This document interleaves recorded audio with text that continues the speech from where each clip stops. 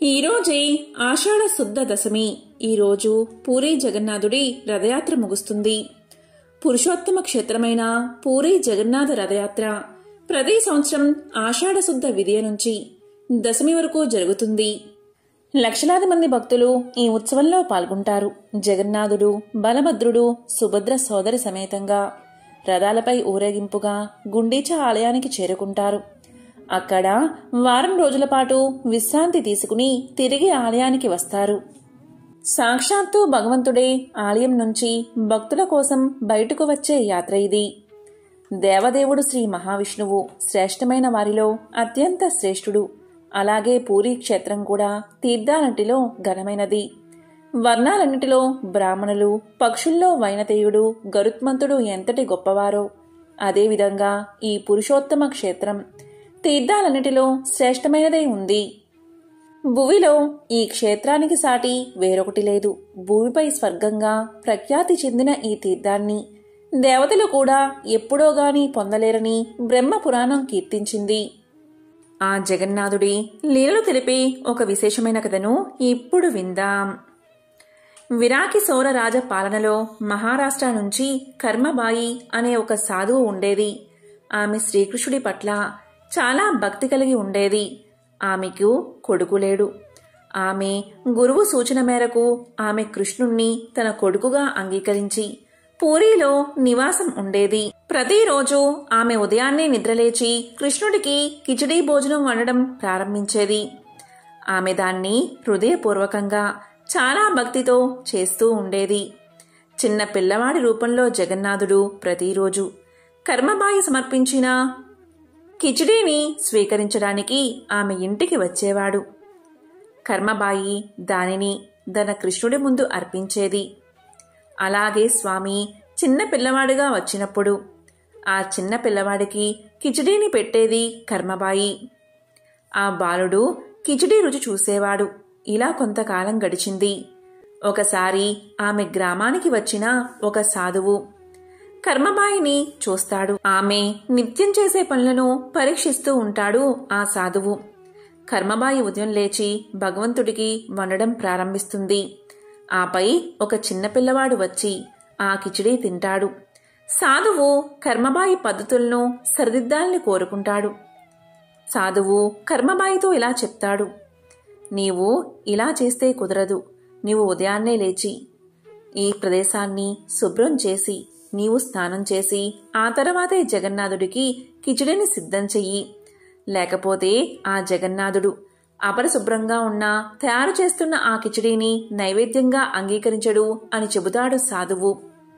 ఇక సాధువు సలహా మేరకు కర్మబాయి ఉదయాన్నే లేచి మొహం కడుక్కుని ఇల్లు శుభ్రం చేసుకుని స్నానం చేసి చాలా ఆలస్యమయ్యాక కిచిడీని సిద్ధం చేస్తుంది. ఆ సమయానికే ఆ చిన్న పిల్లవాడు వేచి ఉంటాడు.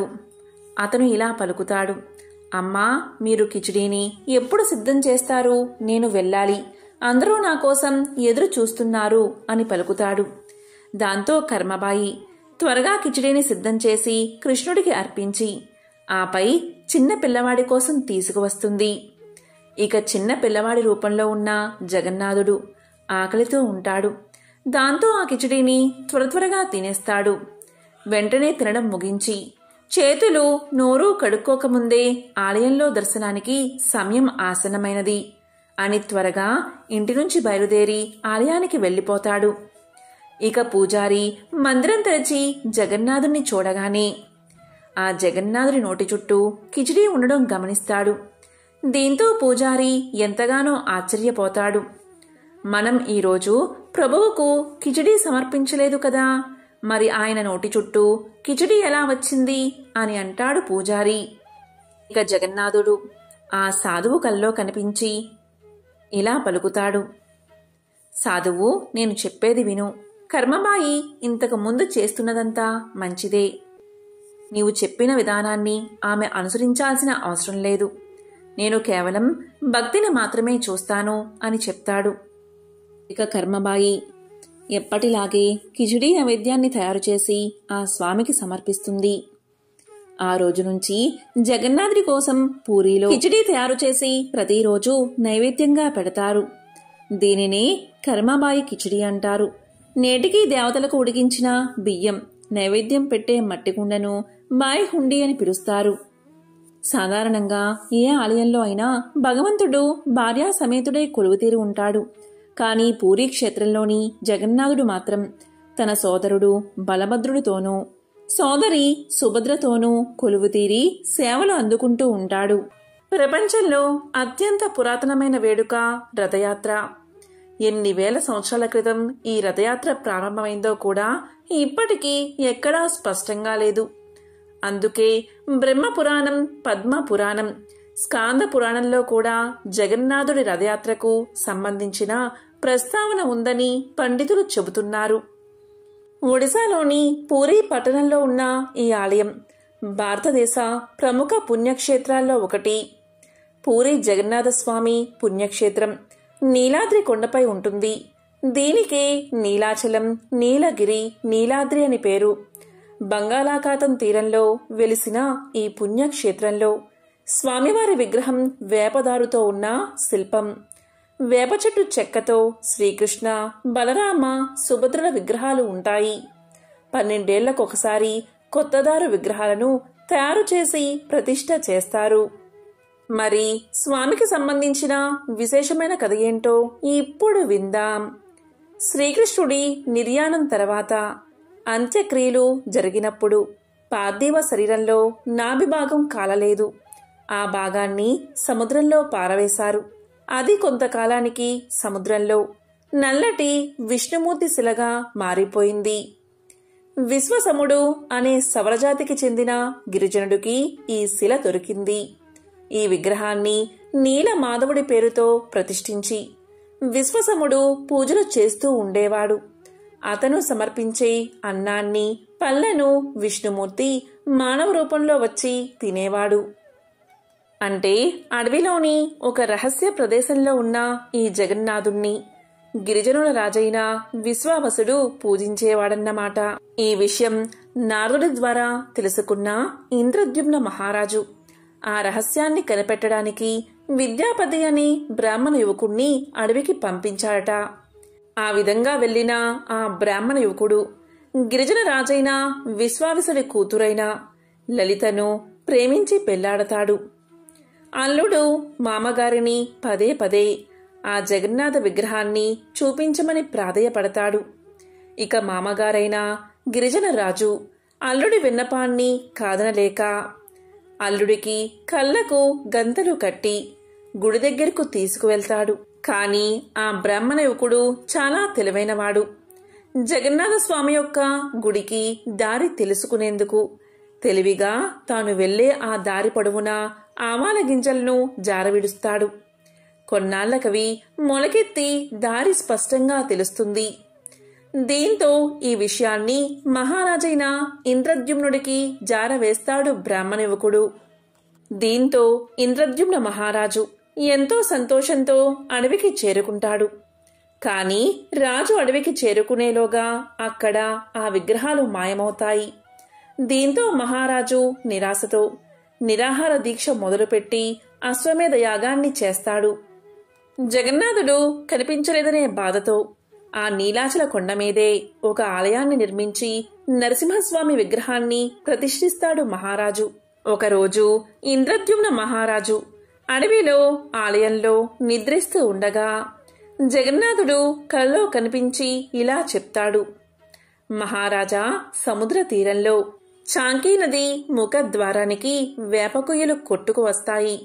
కాబట్టి నువ్వు ఆ వేప కొయ్యలతో విగ్రహాలు చేయించు అని ఆదేశిస్తాడు జగన్నాథుడు. ఇక ఇంద్రద్యుమ్న మహారాజు నిద్రలేచి స్వామి కలలో కనిపించినందుకు ఎంతో సంతోషించి భటులను నదీ తీరానికి పంపుతాడు. స్వామివారు చెప్పినట్లుగా నిజంగానే కొయ్యలు కొట్టుకొస్తాయి. కాని ఆ కొయ్యలతో విగ్రహాలు చేయడానికి ఎవ్వరూ ముందుకు రారు. దీంతో ఇంద్రద్యుమ్న మహారాజుకు ఏం చెయ్యాలో తోచదు. ఇలా రాజు ఎంతో బాధగా ఆలోచిస్తున్న సమయంలో దేవశిల్పైన విశ్వకర్మ వికలాంగుడి రూపంలో రాజు వద్దకు వస్తాడు. రాజును చేరి ఇలా పలుకుతాడు: మహారాజా, నేనొక్కడినే రహస్యంగా ఒక గదిలో విగ్రహాలకు రూపకల్పన చేస్తాను. ఆ సమయంలో పచ్చి మంచినీళ్లు కూడా ముట్టుకోను. ఆ 21 రోజులు అటువైపు ఎవ్వరూ రాకూడదు. నా పనికి ఆటంకం కలిగించకూడదని షరతులు విధిస్తాడు. దేనికి రాజు అంగీకరిస్తాడు.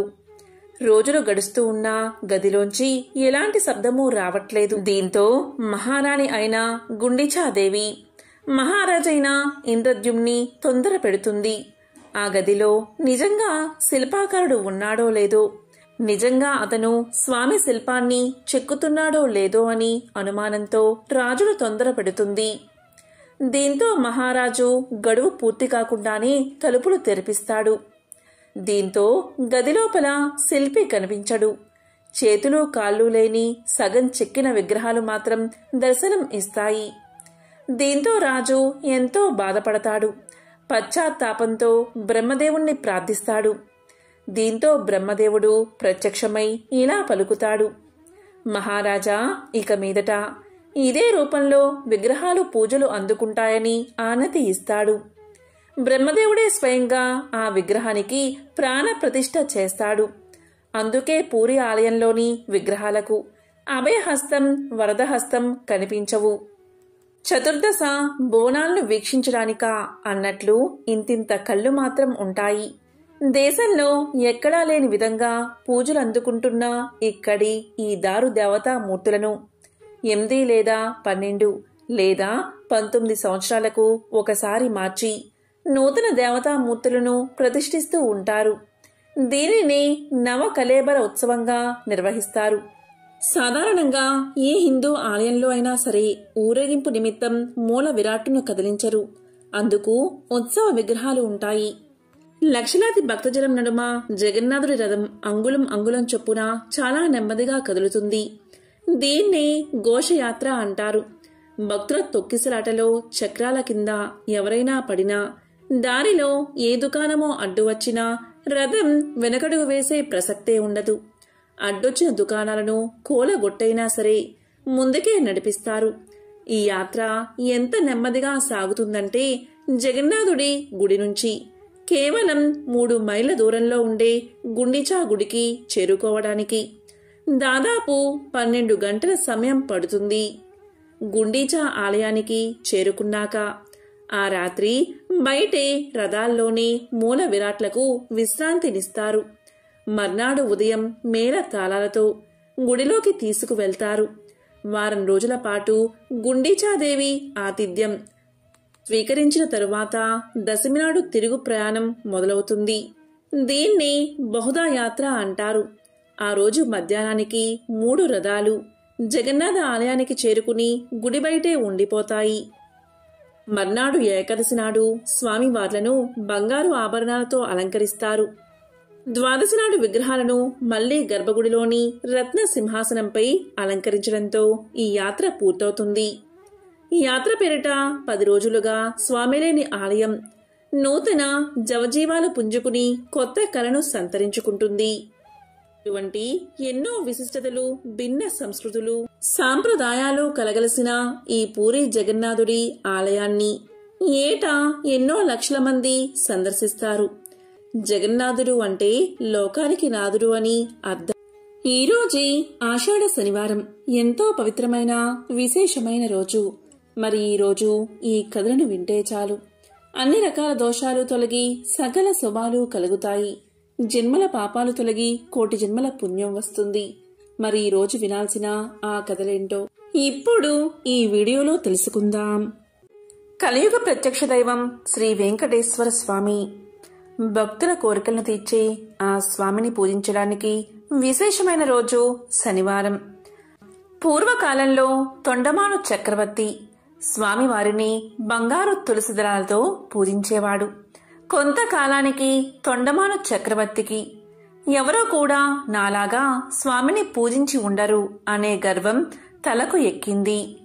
ఈ విధమైన భావంతోనే ఒకరోజు శ్రీవారి ఆలయంలోకి ప్రవేశించే సమయానికి తాను పూజించిన బంగారు తులసి దళాలు పక్కకు తొయ్యబడి మట్టితో చేసిన పూలు స్వామివారి పాదాలపై వేయబడి ఉన్నాయి. అది చూసిన తొండమానుడు ఆశ్చర్యానికి లోనై స్వామివారిని ప్రార్థించాడు. అది ఆలకించిన స్వామి ఇలా పలికాడు, రాజా, నీవే కాదు, నాకు ప్రియమైన భక్తులు అనేక మంది ఉన్నారు. అటువంటి వారిలో భీముడు ఒకడు. కుండలు చేసుకుని జీవించే కుమ్మరి అయిన భీముడు చెక్కతో నా విగ్రహాన్ని ఇంటిలో ప్రతిష్ఠించి ప్రతిరోజు కుండలు చేసిన తర్వాత చేతులకు అంటుకున్న మట్టితో పూలు చేసి వాటితో నన్ను పూజిస్తాడు. అవే ఈ మట్టి పువ్వులు. నాకు బంగారు పూలైనా మట్టి పూలైనా ఒక్కటే. అవి సమర్పించడం వెనుక ఉన్న భక్తే నాకు కావాల్సింది అని పలికాడు స్వామి. వెంకటేశ్వర స్వామివారి మాటలు విని జ్ఞానోదయమైన తొండమానుడు స్వామివారితో కలిసి భీముడి ఇంటికి చేరుకున్నాడు. శ్రీ వెంకటేశ్వరుని చూసిన ఆనందంతో భీముడు పరిపరి విధాలా కీర్తించి తన ఆతిథ్యాన్ని స్వీకరించమని స్వామిని కోరగా అందుకు స్వామి అంగీకరించగా పగిలిన మట్టి పెంకులో సంకటి తెచ్చి స్వామివారికి అందించాడు భీముడు. స్వామివారు దాన్ని స్వీకరించారు. ఇది చూసిన తొండమానుడు భక్తి పారవస్యంలో మునిగిపోయాడు. అప్పట్నుంచి ప్రతిరోజు సగం పగిలిన మట్టి పెంకులో నివేదన పెట్టే ఆచారాన్ని ఏర్పరిచాడు. ఇప్పటికీ నిత్యం నైవేద్యం కుండ పెంకులోనే సమర్పించబడుతుంది.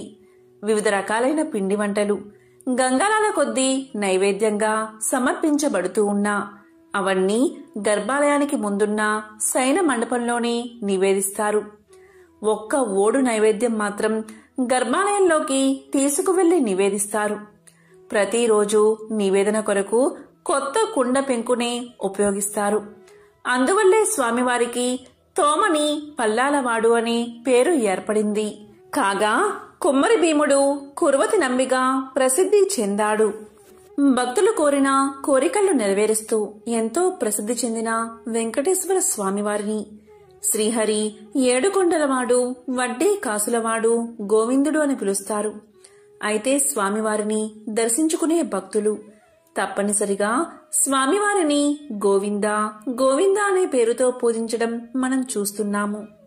అయితే స్వామివారిని ఈ విధంగా గోవింద అనే పేరుతో పూజించడానికి గల కారణమేమిటి, ఈ పేరు వెనుక ఉన్న కథ ఏమిటి అనే విషయాలను ఇప్పుడు తెలుసుకుందాం.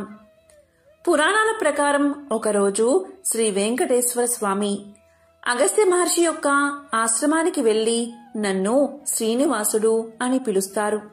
మీ ఆశ్రమంలో చాలా గోవులు ఉన్నాయి కదా, నాకు ఒక గోవు కావాలి అని అడగడంతో అందుకు అగస్త్య మహాముని చాలా సంతోషించి ఇలా పలికారు, స్వామి, నేను మీకు గోవులను ఇవ్వడానికి నాకు ఎలాంటి అభ్యంతరమూ లేదు.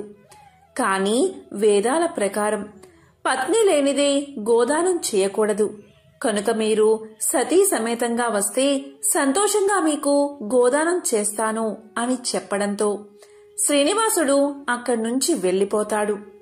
అయితే ఆశ్రమంలో అగస్త్యుడు లేని సమయంలో శ్రీనివాసుడు పద్మావతిని వెంట తీసుకుని ఆశ్రమానికి వెళ్లి అగస్త్యుడి శిష్యుణ్ణి, నన్ను మీ గురువుగారు రమ్మన్నారు, గోదానం చెయ్యాలంటే సతీ సమేతంగా రమ్మని చెప్పారు.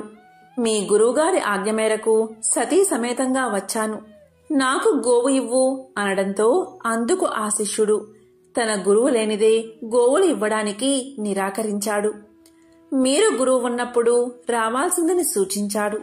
ఈ మాట విన్న శ్రీనివాసుడు ఎంతో కోపంతో తిరుమల కొండవైపు నడుచుకుంటూ వెళ్లసాగాడు.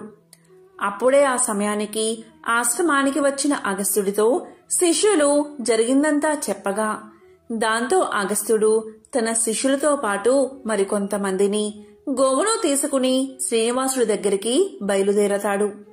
ఆ సమయంలో స్వామిని కొంత దూరం నుంచి చూసిన అగస్త్యుడు స్వామి అని పిలిచినా అప్పటికీ స్వామివారు కోపంతో అతని మాటలు పట్టించుకోలేదు.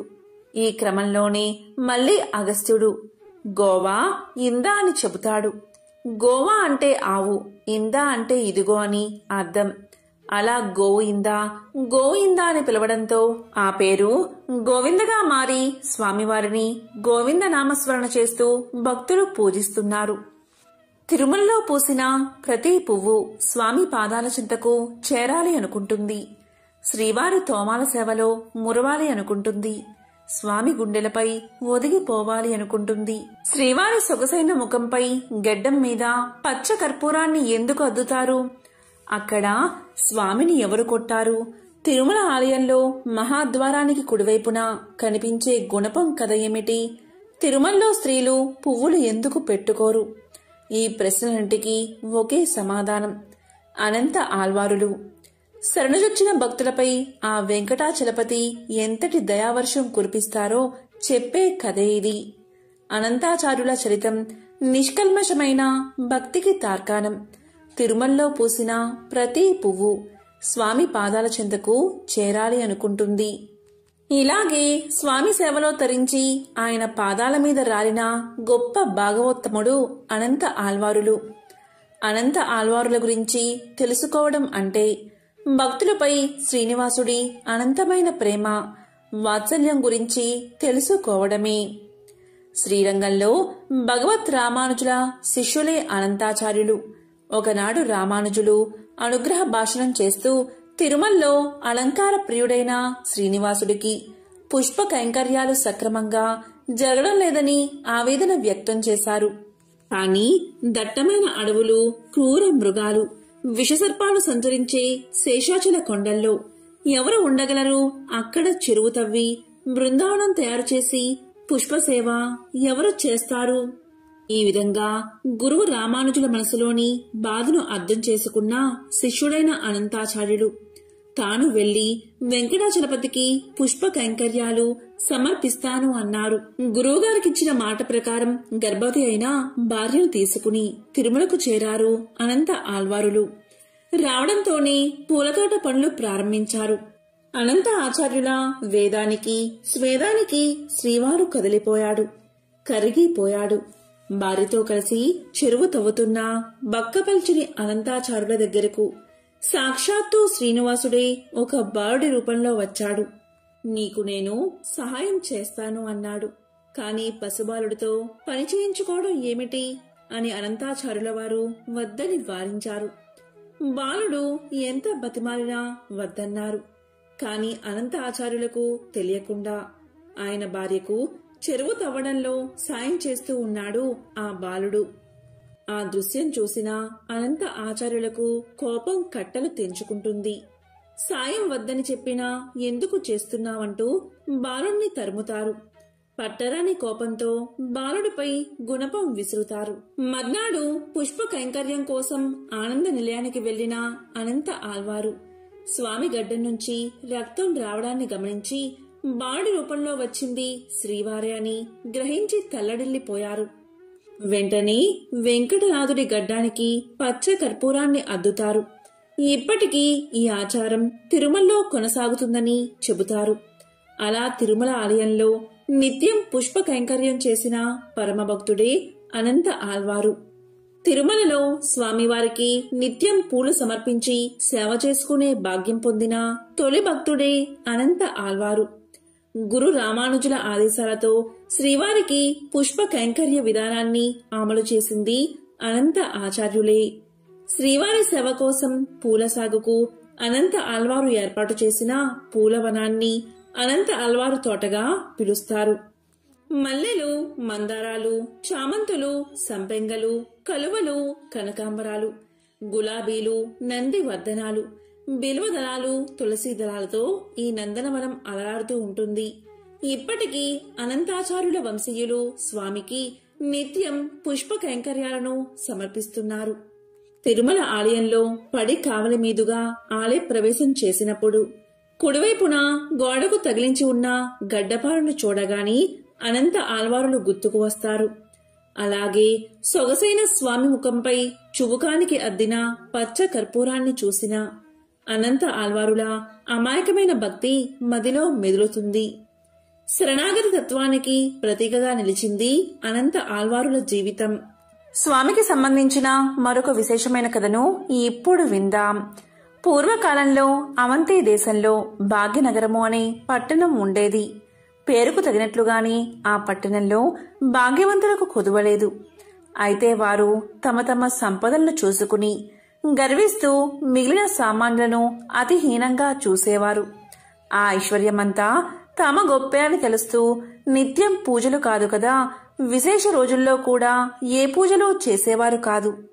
అప్పుడు శ్రీమన్నారాయణుడికి వీరందరికీ జ్ఞానోదయం కలిగించాలని తోచింది. ఒక రోజున ధనవంతులందరూ విందు వినోదాల్లో మునిగి తేలుతున్నారు. ఆ పట్టణ తూర్పు వీధిలో కల శ్రీ లక్ష్మీనారాయణ ఆలయంలో కనీసం దీపం వెలిగించే నాదుడు కూడా కరువయ్యాడు. ఆ రోజు తొలి ఏకాదశి, అత్యంత పర్వదినం.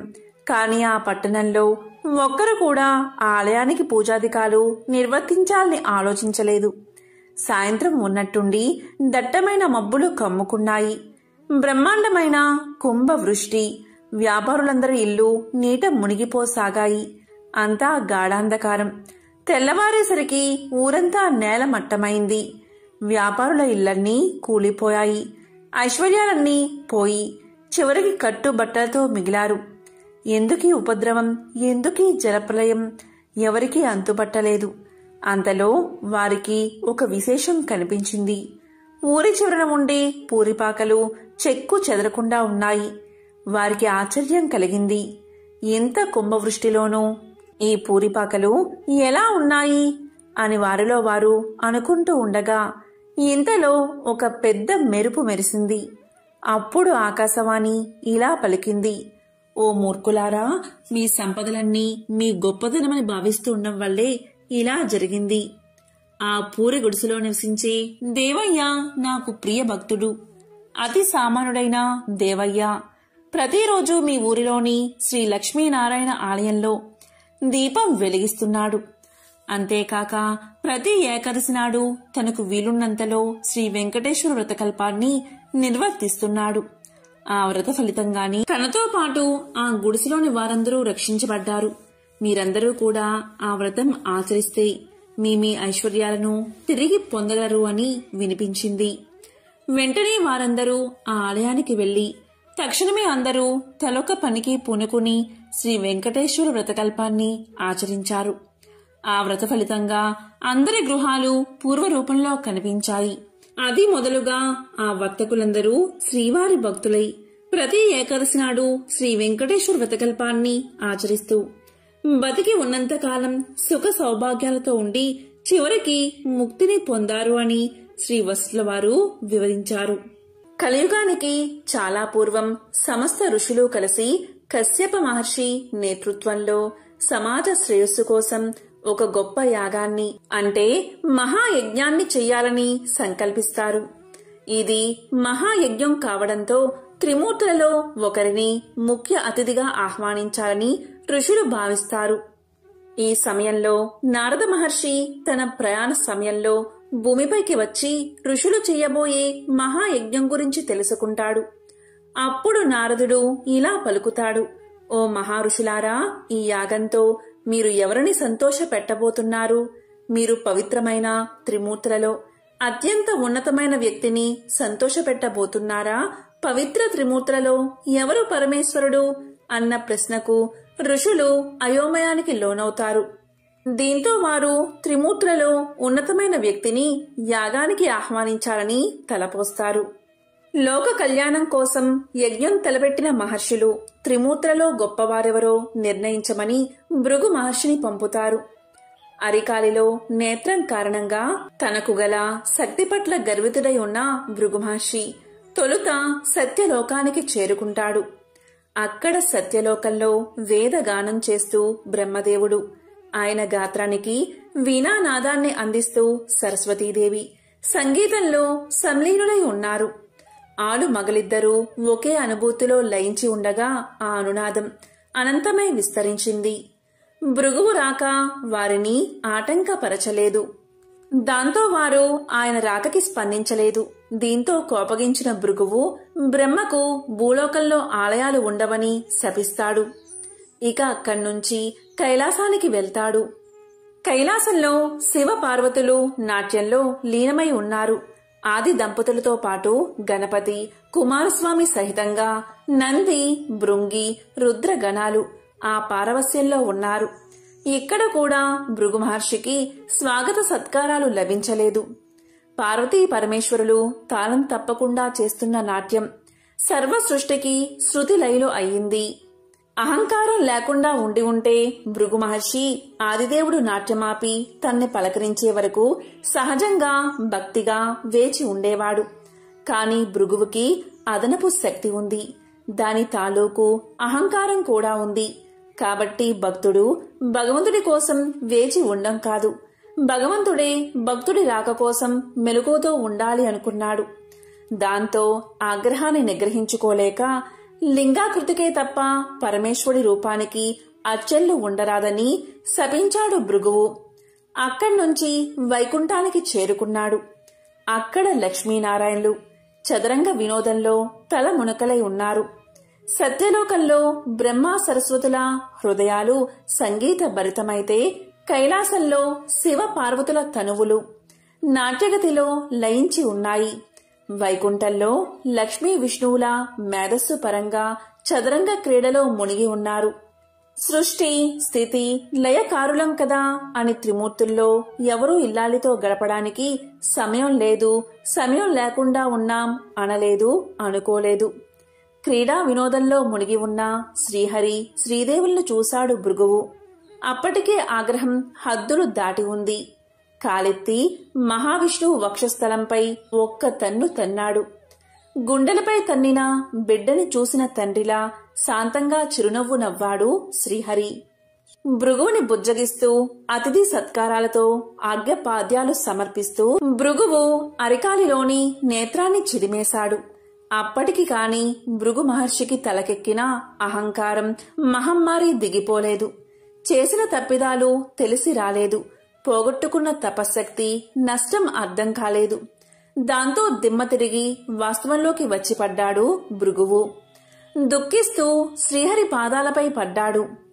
ఆ పైన పశ్చాత్తాపంతో తపోవనానికి తరలిపోయాడు. అతన్ని ఆశీర్వదించి తిరిగి చూసిన శ్రీహరికి ఎదురుగా శోకమూర్తి అయి శ్రీలక్ష్మి నిలిచి ఉంది. తన నివాస స్థానమైన మహావిష్ణువు వక్షస్థలంపై తన్నిన భృగువుని విష్ణువు శిక్షించకుండా సమాదరించి పంపినందుకు ఆ తల్లి అవమానం చెందింది. అనునయించబోయిన శ్రీమన్నారాయణుడికి శ్రీదేవి శోకాసూలే సమాధానం చెప్పాయి. బాధాతప్తమై ఆ ఇల్లాలు కన్నీటితో భర్తని విడిచిపోయింది. సిరి తనతో ఉన్నప్పుడు సర్వ సంపదలతో వైభవమూర్తే విలసిల్లిన శ్రీమన్నారాయణుడు సిరిదేవి విడిచి వెళ్లడంతో దరిద్ర నారాయణుడై అడవులు పట్టిపోయాడు. గుక్కెడు పాలకి పుట్టలో ఉండి పొదుగు వదిలిన గోమాత పుణ్యాన కడుపు నింపుకున్నాడు. దేశ దిమ్మరిలా తిరుగుతూ వకులమాలని చేరినప్పుడు సైతం ఎవరు నాయనా నీవు అంటే ఏ పేరుని చెప్పను, ఏ పేరుతో పిలిచినా పలుకుతాను, ఏ ఊరని చెప్పను, అన్ని ఊళ్ళు నావే, సిరి నుండే తల్లి ఇప్పుడు తొలగిపోయింది అంటాడు. ఆ తల్లి జాలిపడుతూ అంతే నాయనా లోకరీతి, భాగ్యమున్నంతకాలం అందరూ గౌరవిస్తారు, కలిమి కోల్పోయిన నాడు అన్నీ కోల్పోయినట్టే అంటూ కన్నబిడ్డను ఆదరించినట్లు ఆదరిస్తుంది.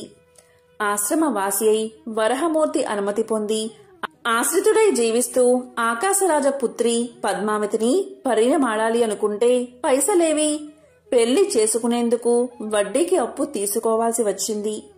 ఒకప్పుడు సిరి సంపదలకి నెలవైనవాడు. కలకంట కంట కన్నీరొలికితే అది పరిస్థితి. శ్రీ వెంకటేశ్వర స్వామికి సంబంధించిన ఒక విశేషమైన కథను ఇప్పుడు విందాం. పూర్వకాలంలో మగధ సామ్రాజ్యంలో విష్ణు చిత్తుడు అని శ్రీవారి ప్రియభక్తుడు ఉండేవాడు. అతనికి 9 మంది స్త్రీ సంతానం కలిగారు. ఎంతో పాండిత్యం ఉన్న మిక్కిలి పేదరికంతో బాధపడుతున్నాడు విష్ణు చిత్తుడు. విష్ణు చిత్తుని భార్య తారామతి. ఎల్లప్పుడూ ఆమె శ్రీమన్నారాయణ్ణి ప్రార్థిస్తూ ఉండేది. అప్పుడప్పుడు వివాహాది శుభకార్యాల పౌరోహిత్య కార్యక్రమంలో దక్షిణగా వచ్చే కొద్ది సొమ్ముతో ఎంతో కష్టాలు పడుతూ కాపురం సాగిస్తున్నారు ఆ దంపతులు. కుమార్తెలకు యుక్త వయసు వచ్చింది. తారామతికి ఎప్పుడూ వీరి వివాహం ఎలా జరిపించాలా అనే చింతగా ఉండేది. ఆ శ్రీనివాసుణ్ణి ప్రార్థిస్తూ కాలం గడుపుతూ ఉండేది తారామతి. ఓ శ్రీనివాస భక్తులారా, ఆశ్రిత జనరక్షకుడైన శ్రీ వెంకటేశ్వర స్వామివారికి తన భక్తులన్నా అపార ప్రేమాని మనందరికీ తెలిసిందే కదా. ఇలా ఉండగా ఒకరోజు ఉదయం ఒక వృద్ధ బ్రాహ్మణుడు విష్ణుచిత్తుని ఇంటి తలుపు తట్టాడు. అయ్యా, నేను వంగదేశపు వాసిని. ఒక యజ్ఞం నిమిత్తం వెళుతూ దారి మధ్యలో ఈ దేశానికి చేరుకున్నాను. దయచేసి ఈ ఒక్కరోజు మీ ఇంట్లో ఉండనిస్తే తిరిగి రేపు ఉదయమే వెళ్లిపోతాను అని విష్ణుచిత్తుణ్ణి అర్థించాడు. అందుకు విష్ణుచిత్తులు ఇలా పలికాడు. స్వామి, అంతకు మించిన అదృష్టం మాకేముంటుంది? అతిథి సాక్షాత్తు శ్రీమన్నారాయణుడితో సమానమని మన పురాణాలు ఘోషిస్తున్నాయి కదా. తమరు ఎటువంటి సంకోచం లేకుండా మా ఇంట్లో తప్పక ఉండవలసింది అని ఆ ముసలి బ్రాహ్మణుణ్ణి లోపలికి తీసుకువచ్చి సపరి చర్యలు చేశాడు. ఆ రోజు మధ్యాహ్నం భోజనం చేసిన తర్వాత ఆ వృద్ధ బ్రాహ్మణుడు తారామతితో ఇలా అంటాడు. ఏమమ్మా, దిగాలుగా ఉన్నావు? ఏమిటి నీ బాధ? ఏమీ సంకోచించకుండా చెప్పు అన్నాడు. అప్పుడు తారామతి ఇలా అంటుంది. స్వామి, తమరు మహా తపస్సంపన్నులు. తేజస్సులో సాక్షాత్తు ఆ వైకుంఠ వాసుని మాదిరిగా ఉన్నారు. మీ వద్ద దాచేదేముంది? నా మనోవ్యదంతా నా పుత్రికల వివాహం గురించే అని విన్నవించుకుంది. అంతటా ఆ విప్రోత్తముడు చిరునవ్వు నవ్వి ఇలా అన్నాడు. తల్లి, నీ బాధ నేను గ్రహించాను. నీ కష్టాలన్నీ తొలగిపోయి కుమార్తెలకు శుభప్రదంగా వివాహం అవ్వడానికి ఒక అద్భుత వ్రతాన్ని నీకు తెలియచేస్తాను. ఆ వ్రతాన్ని ఆచరిస్తే మీ కష్టాలు పటాపంచలైపోతాయి. శ్రీ వెంకటేశ్వర వ్రతము అనే వ్రతం మిక్కిలి సులభతరం అని చెప్పి ఆ వ్రత విధానమంతా ఆ దంపతులకు వివరించాడు. అంతటా విష్ణుచిత్తుడు ఇలా పలికాడు. స్వామి, మహా సంతోషం. ఇంతకు మించిన భాగ్యం ఏముంటుంది మాకు? ఎన్నో రోజులు ఎందుకు, శుభస్థ శీఘ్రమని పెద్దలు అన్నారు కదా. ఈ రోజే ఎంతో మంచి రోజు. ఈ రోజు తమరు చెప్పిన శ్రీ వెంకటేశ్వర వ్రతాన్ని ఆచరిస్తాము అని విష్ణుచిత్తులు తారామతి దంపతులిద్దరూ తన కుమార్తెలందరితో కలిసి ఆ రోజు సాయంకాలమే బంధుమిత్రులను పిలుచుకుని శ్రీ వెంకటేశ్వర వ్రతాన్ని అత్యంత భక్తి శ్రద్ధలతో ఆచరించారు. వచ్చిన భక్తులందరూ వ్రతం పూర్తయిన తర్వాత తీర్థ ప్రసాదాలు స్వీకరించి తమ తమ గృహాలకు వెళ్లిపోయారు. అప్పుడు విష్ణుచిత్తులవారు భార్యా సమేతంగా ఆ బ్రాహ్మణోత్తముడికి పాద నమస్కారం చేసి తమ దంపతులను ఆశీర్వదించవలసిందిగా వేడుకున్నారు. అప్పుడా బ్రాహ్మణోత్తముడు వ్రత తీర్థ ప్రసాదాలు తాను స్వీకరించి మనోభీష్టా సిద్ధిరస్తు, శ్రీ లక్ష్మీ శ్రీనివాస కటాక్ష సిద్ధిరస్తు అని ఆశీర్వదించాడు. ఇంతలో చీకటిపడి నిద్రా సమయం అయింది. అంతట విష్ణుచిత్తుడు ఆ బ్రాహ్మణుడికి ఒక చిరిగిన దుప్పటిని ఇచ్చి కన్నీళ్ల పర్యంతంగా ఇలా పలికాడు. స్వామి, కడుపేదనైనా నా వద్ద ఇంతకు మించి మంచి దుప్పటి లేదు. ఈ రాత్రికి నన్ను క్షమించి దీని యందే పడుకోండి అని వేడుకున్నాడు. అందుకు ఆ బ్రాహ్మణుడు చిరునవ్వు నవ్వి ఇలా అన్నాడు. విష్ణుచిత్త, ఏమీ బాధపడకు. నేను బయట బసారాలో పడుకుంటాను అని చెప్తాడు. కొద్దిసేపటికే అందరూ కూడా నిద్రలోకి జారుకున్నారు. రాత్రి 4వ జామున ఉరుములు మెరుపులతో పెద్ద వర్షం కురిసింది. అంతా కటిక చీకటి. గాఢాంధకారంలో కంటికి ఏమీ కనబడట్లేదు. విష్ణుచిత్తునికి బయట పడుకున్న ఆ ముసలి బ్రాహ్మణుడు ఎలా ఉన్నాడో అని బెంగగా ఉంది. కాని ఈ గాఢాంధకారంలో ఏమీ కనిపించక ఎప్పుడెప్పుడు తెల్లవారుతుందా అని ఆ రాత్రి గడిపాడు విష్ణుచిత్తుడు. ఆ కుటుంబమంతా. ఇంతలో తెల్లారింది. వాన తేలిక పడింది. బయట బ్రాహ్మణుడు ఏమయ్యాడో, ఎంత బాధపడ్డాడో అనుకుంటూ బయటకు వచ్చిన ఆ దంపతులకు అద్భుత దృశ్యం కనిపించింది. అక్కడ విప్రోత్తముడు లేడు. చిరిగిన దుప్పటి స్థానంలో పట్టు పీతాంబరం ఉంది. ఆ పీతాంబరంపై శ్రీ వెంకటేశ్వర స్వామివారి విగ్రహం చిరునవ్వుతో కనిపించింది. జరిగినదంతా ఆ దంపతులకు అర్థమైంది. వారి ఆనందానికి అవధులు లేవు. వచ్చింది సాక్షాత్తు ఆ శ్రీమన్నారాయణుడే. ఆహా, ఏమి మన భాగ్యము! కాని ఆ స్వామివారిని గ్రహించలేకపోయామే. చివరికి చినిగిన దుప్పటి ఇచ్చామే అని తలుస్తూ శ్రీ స్వామివారి విగ్రహాన్ని కళ్లకు అద్దుకుని ఇంట్లోకి వచ్చారు. ఇల్లంతా స్వర్ణమయంగా కనిపించింది. అంతటా ధనరాశులే. ఆహా, శ్రీ వెంకటేశ్వర స్వామివారి వ్రతకల్ప మహత్యం వల్ల కదా ఇదంతా జరిగింది అని ఆ స్వామిని అనేక విధాలా స్తుతించారు. చూసారా, సాక్షాత్తు శ్రీ స్వామివారే ఆ భక్తుడి ఇంటికి అతిథి రూపంలో వచ్చి వ్రత విధానం చెప్పడమే కాకుండా తీర్థ ప్రసాదాలు కూడా తానే స్వయంగా స్వీకరించాడు. శ్రీ స్వామివారు అంతటి కరుణామయుడు. ఎవరైతే భక్తి శ్రద్ధలతో ఈ వ్రతాన్ని ఆచరిస్తారో వారింటికి తానే స్వయంగా ఏదో రూపంలో తప్పక వస్తాడు. మీరందరూ కూడా ఈ వ్రతాన్ని ఆచరించి స్వామివారి కరుణా కటాక్షాలు పొందండి. శ్రీ లక్ష్మీ శ్రీనివాస కటాక్ష సిద్ధిరస్తు అని విశ్వామిత్రుల వారు ముళ్లకు తెలియచేశారు. ఓం నమో నారాయణాయ. ఓం నమో వెంకటేశాయ.